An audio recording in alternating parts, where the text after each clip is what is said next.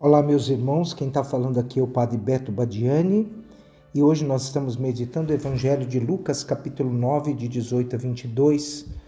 E o Evangelho vai falar sobre Jesus estar em oração e depois de estar em oração ele vai preparar o coração dos discípulos com uma pergunta: quem diz o povo que eu sou? E eles vão responder, uns dizem que é João Batista, outros Elias, ou outros acham que é algum dos antigos profetas que ressuscitou.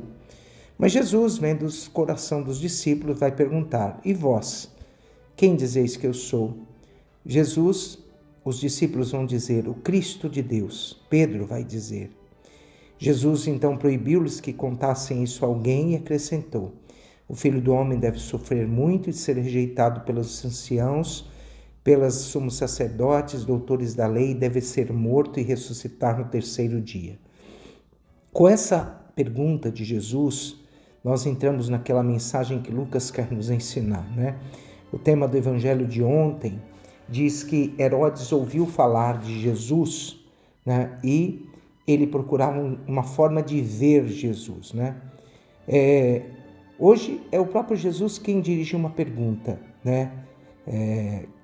Quem eu sou para vocês? Se ontem se perguntavam quem era Jesus, hoje Jesus vai dizer quem ele é, né? O que eu sou para vocês? É uma pergunta feita ao nosso coração. Muitas pessoas vão dar respostas diferenciadas, né? Nós lembramos, meus irmãos, que Jesus é o Messias, né? O Cristo, o ungido, né? E Jesus, ele veio para dar a vida por cada um de nós. Mas o que precisava acontecer no coração dos discípulos? Que tipo de Messias era Jesus, né? E nós estamos aqui observando como é o centro da nossa fé. Nós devemos crer no Messias que será crucificado. E a cruz de Jesus será para nós um sinal. A presença de Deus se manifestará no caminho da cruz. Nós veremos Jesus morrendo e dando a vida por cada um de nós, lembrando até das palavras de Santo Agostinho, que diz que só aquilo que é assumido é que pode ser redimido, e Jesus, como Filho de Deus, se dá por cada um de nós. Mas a cruz ela não vai ser aceita por muitos, por quê? Porque a cruz de Jesus ela será um símbolo de maldição para aquela época. Mas para nos libertar, Jesus se faz maldição.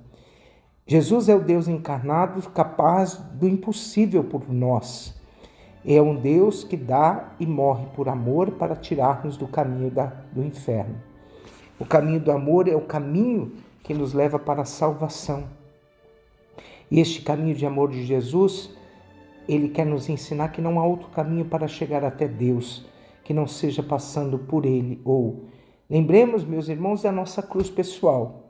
Só haverá ressurreição se nós tivermos coragem de não desistirmos, de passarmos pela cruz.